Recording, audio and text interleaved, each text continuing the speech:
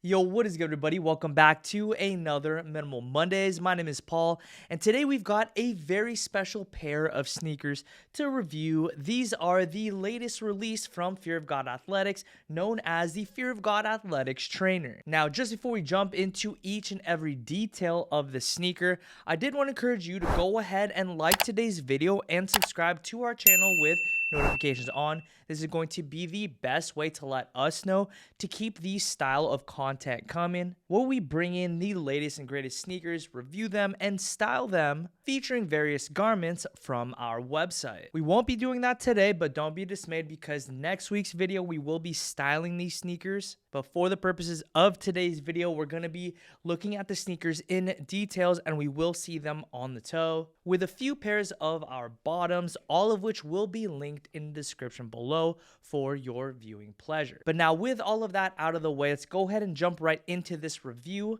beginning with the unboxing. The Fear of God Athletics Trainer released January 31st at a retail price of $250.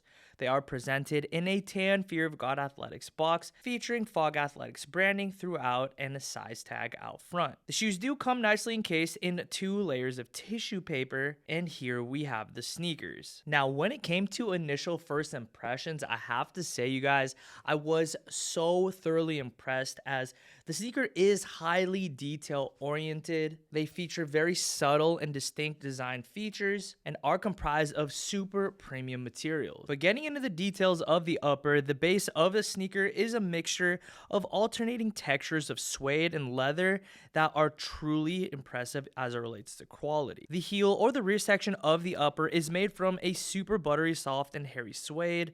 The lateral and medial portions of the sneaker meet at the middle section where the Achilles is and are both joined together by an elasticized canvas, making the sneaker very easily accessible to put on or take off. This is actually a very nice characteristic, as one of the main complaints of previous models that came from the previous collab between Fear of God and Nike was just how difficult the sneakers were to be put on or be taken off, and how delicate and fragile those sneakers were. That is definitely not going to be the case with this pair here, with the addition of this elastic portion. Now, while there is a canvas strap overlay that serves as both a lock-in strap and a lace cover, unstrapping the strap does reveal a very nice high quality leather in a cement gray colorway, which does meet with a toe box, which actually is simultaneously my favorite element of this sneaker. Being comprised of a slightly less hairy suede, yet every bit is nice quality. The toe box does feature a gray suede that features an additional toe deco style stitch pattern, which I find to be a very nicely added detail. The sneaker just effortlessly fuses 2 different design features, it being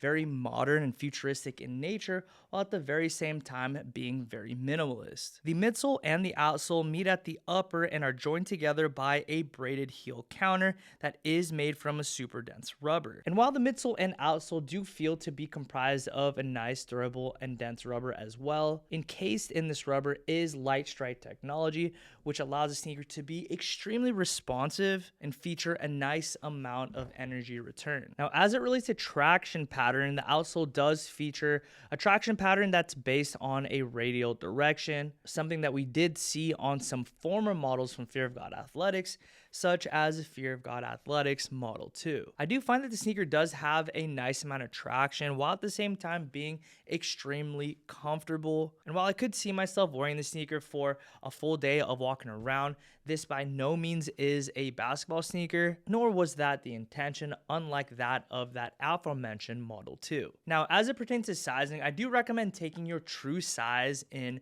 Adidas. For me, that translates to going a half size up because I do have a slightly wider foot. Now, for reference, I generally take anywhere between an 8.5 to a 9. These are a size 9, and I find that it fit perfect. Overall, the shape and silhouette of the sneaker is geared to be a little bit more on the slimmer and sleeker side. So if you do have a wider foot, I would consider going a half size up, but for the most part, a lot of you guys will be just good to go with going true to size. But that essentially breaks breaks down the sneaker in its totality. As I mentioned, the materials and craftsmanship used for this shoe definitely sets itself apart from really any other Adidas model that I've personally ever encountered. And as a matter of fact, you could really wrap in Jordan with that as well. My question to you is whether or not you plan on picking up the sneaker or if you've had yet, and overall what your thoughts are on the new Fear of God Athletics trainer. But that is going to wrap up today's video. As I already mentioned, we are going to be styling these sneakers in next week's Minimal Monday, so be sure to go ahead and make sure that you like today's video and subscribe to our channel so you don't miss out. As always, I'd like to thank you guys so much for the continued support, and all of the bottoms that you saw in today's video will be linked in the description below. Don't forget to make your thoughts known in the comments. I definitely want to hear what you guys have to say about this sneaker because I know the internet was pretty torn about it, and I definitely want to hear what the minimal community has to say. But with that being said, I will catch you again in the next upload for another Minimal Mondays.